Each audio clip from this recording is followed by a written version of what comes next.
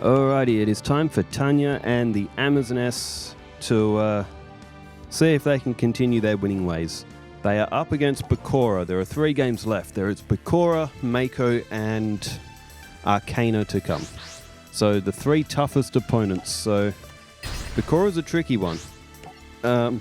He does have Destiny board, however, Tania does also have Amazoness Sage, and she's drawn one of them on her first turn. That's a very useful card against Destiny board. So, alright, as this one plays, there are still more comments that I need to get through. There were like 25 or so comments from yesterday, which I think that might be a new record for the channel for comments in one day. So thanks to all of you who left comments.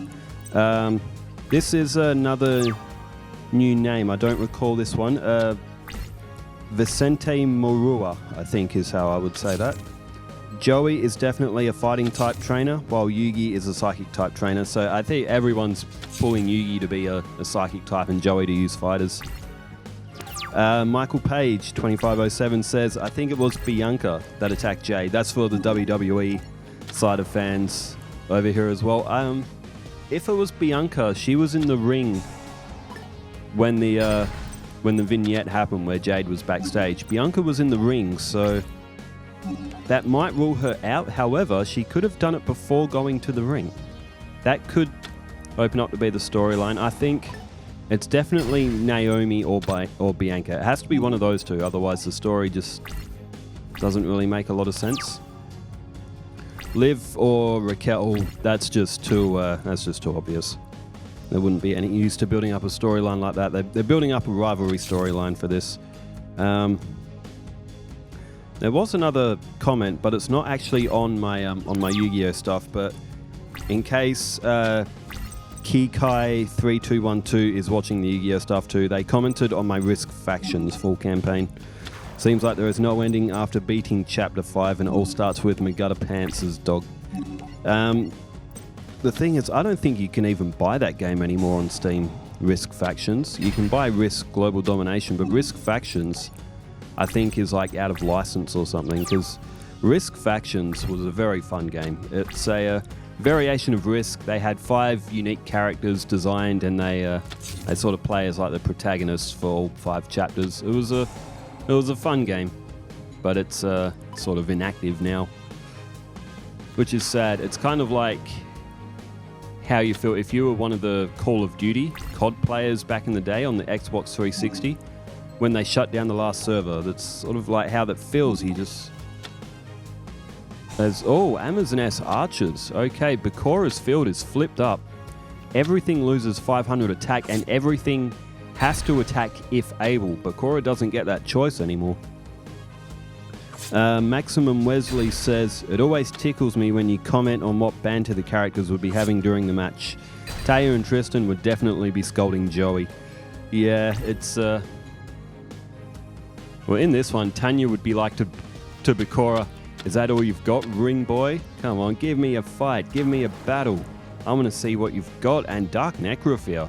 That's a well, it doesn't even matter. Tanya has Amazoness Spellcaster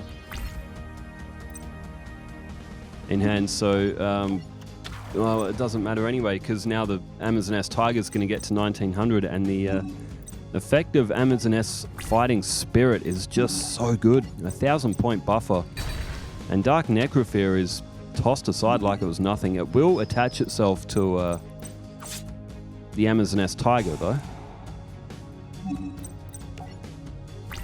but I don't think Tanya's really in too much danger here. William Cannemore 1598 says, maybe you should put Sandwich Monster in her deck for Serenity. That is a potential one we could put in there. It is one that I use for Becca as well, but I don't think Becca ever actually used Sandwich in the series. But it is possible. A good potential one for Serenity. I'd have to add a Sangan to her deck as well. She hasn't got Sangan. She's got Witch, but not Sangan. Atada 1008 says, that was one of the duels of all time. That was for the Yugi and Panic match. That was my long slog of using Catapult Turtle. But yeah, hope you're doing well. Tada. I remember that you do have a lot of issues with your back. Hopefully it's doing all right. This is another new name as well, Mare Sora X. I'm going to say with a name like Mare, then Sora, then X, 2007, that may be a Kingdom Hearts fan with the Sora. Actually, wasn't there a character in Yu-Gi-Oh that had a name of Sora as well? I'm sure there was. I would have to look. I'm sure it's in like the Arc V or something. Anyway, the comment says, Serenity, in quotations, that was for humiliating my big brother and putting him down at Duelist Kingdom. That was for the Serenity and Kaiba match. And speaking of Kingdom Hearts, I need to play that again. There's so much to play, so much to watch, but only so little time to do it all. Okay, Amazoness Heirloom is coming to the field, and it looks like Bakura just may be a bit outmatched. The Amazoness monsters, Snoo is coming for Bakura.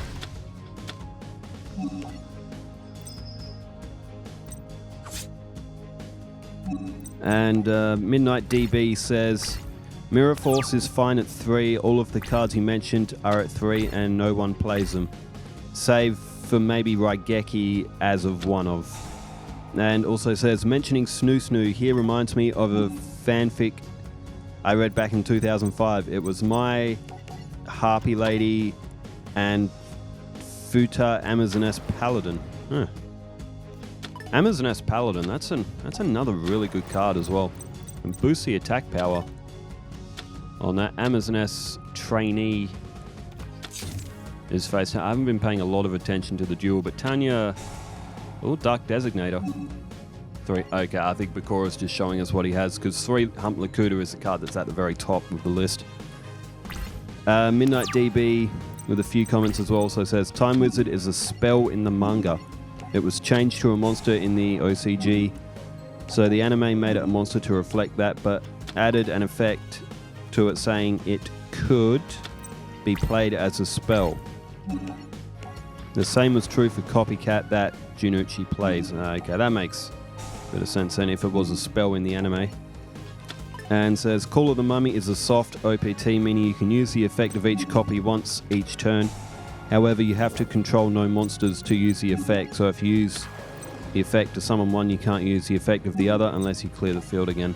That's right, it does have that. You can only use it if you got no monsters on the field. Call of the Mummy is a good card though, very good for zombie decks.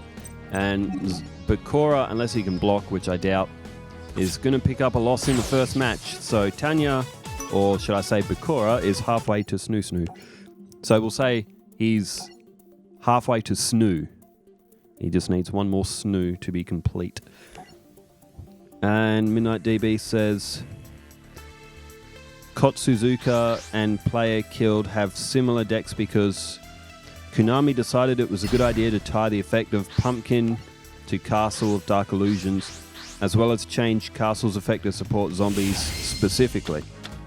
They probably added zombies to Panic's deck to make Castle's effect relevant, and added Castle to Kotsuzuka's deck to make Pumpkin's effect usable as well. I always did wonder that, why they put Castle of Dark Illusions and Pumpkin the King of Ghosts to coexist with each other, because those two cards look like they just look like they're not in the same realm. But you know, it is Yu-Gi-Oh! We never said it made sense. So, alright, that's a good starting hand for Tania. She's got all monsters, but with Amazoness Princess, she'll be able to call Amazoness Village her field spell card, which is very, very useful. And the last comment I have here, and oh no, there we go, another one did come through from Emperor Pikachu just as I refreshed then at the time of this recording, but Sax Pack Abs says, Bart vs. Australia is a masterpiece. Hey, Mr. Prime Minister! Andy! Yeah, I remember that scene, because he's sitting in the lake, or like the little sort of like pond. He's sitting in there with no clothes on, he's just floating on like a donut. Like an inflatable donut. That's, I gotta watch The Simpsons again, the early ones. as Dark Ruler Hades comes to the field, 2450. And okay, Bakura's in an okay position here. If only Tania didn't have Amazoness Fighting Spirit, because she can get over Dark Ruler Hades only by 50 points, but that's if she didn't have that one card on the field right now, Bakura might actually have a good shot here. And the latest comment that came in, Emperor Pikachu 2013 says, Mai gave it her best. That was for the Mai and Tania match. That was yesterday. Which, and Tanya's deck, compared to the Battle City era of decks, they just get their monsters to the field so fast.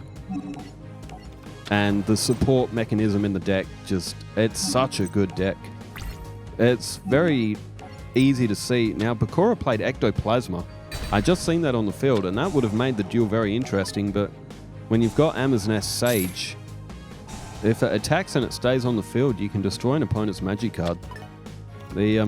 Just the support mechanisms that the Amazoness deck has for itself is just, it's so hard to beat.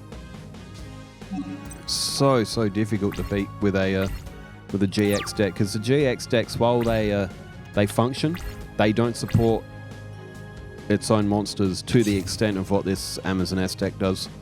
But it's we'll have to do a duel soon with the Amazoness deck at full power against the Gravekeepers. I think that'll be a really good duel, and we'll put the Gravekeepers deck up to full power as well. Like, we'll duplicate some of the monsters. When I did the Gravekeepers vs Duelist Kingdom series, we only used one monster of each of the Gravekeepers. The Gravekeepers absolutely belted Duelist Kingdom. It wasn't even a contest. So, Gravekeepers against Battle City might be a bit more interesting though. Decks are a little bit stronger. But then again, if the Amazoness have gone this easy over Battle City, then the thing is the Gravekeepers probably will as well. But I would like to start soon doing putting together some Archetype series. It's like the ultimate dream of mine is like a 1,000 plus deck tournament. Literally every card, every Archetype, all in just one big tournament. It'll be like a knockout tournament. I couldn't do a season. It'd go until the end of time. Well, I mean, probably take more time to do that than what the pyramids would stand for. Amazoness Princess, although I reckon the pyramids in Egypt and Gaza and all that, they will probably stand forever. The strongest structure that we have, like by science, is a pyramid. That's why they've stood for so long. And like everyone's like, oh, the pyramids are here, but there's nothing else around. That's because all the cities and stuff that were around the pyramids, they would have all decayed. The pyramids are still there. It's because they just outlasted everything. Speaking of outlasting, Bakura never got going in that second match. Tania just way too strong.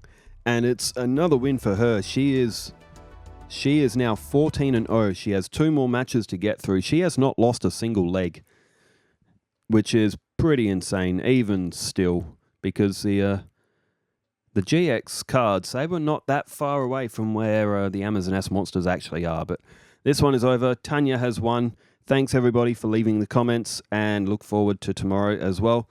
Wherever you are in the world, stay safe, take care, farewell.